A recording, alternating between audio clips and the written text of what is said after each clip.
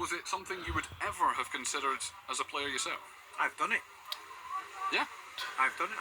I went to Watford many years ago with the supporters, and we were standing up that time, and we won 1-0 at Watford. It was a very cold night, but it's a different experience, and I don't see anything wrong with it. Why did you do it? Just out of curiosity. What fans as well. Sorry, Colin. Sorry. No, say that again, Barnsley. Say that again. Yeah, Fraser Campbell, when he was at Sunderland, famously went in with the away fans at Blackpool as well. So there's and also Craig Gardner went to the derby at St James's Park. He actually went on the Metro and joined all the Sunderland fans. Yeah, Julio Arco's done it. In there. Yeah. There's many players who have done it, being amongst the fans. I don't see. I don't find it strange.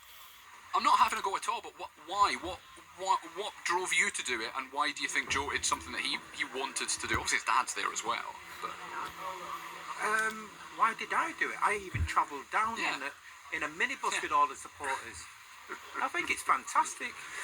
Yeah, I think it's a great experience to do it and go on the stands with the supporters and get their feelings and their outlook of the football.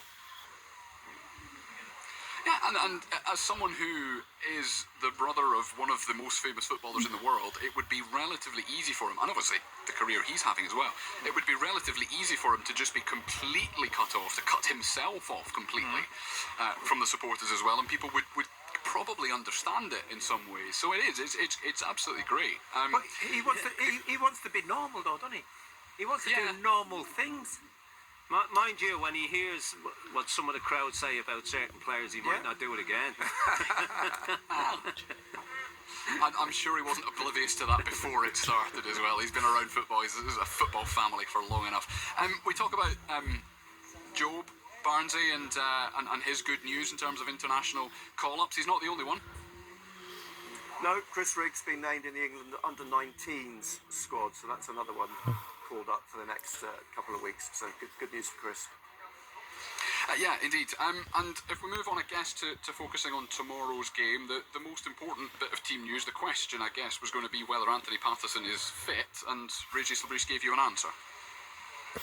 Basically, he isn't.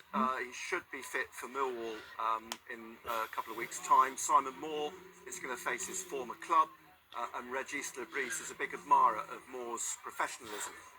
He did very well.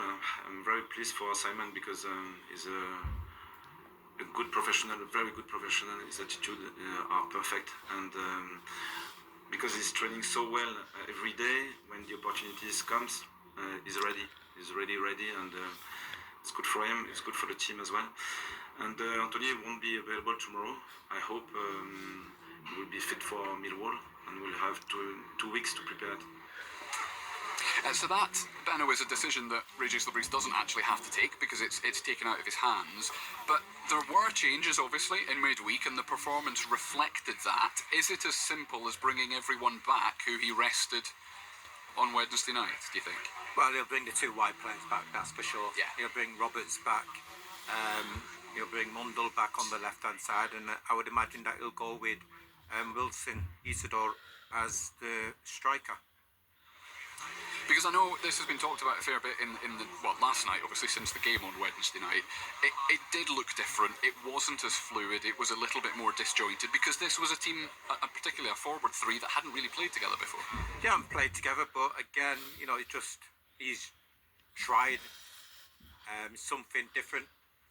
And the only way these players are going to develop and get some understanding is by playing games.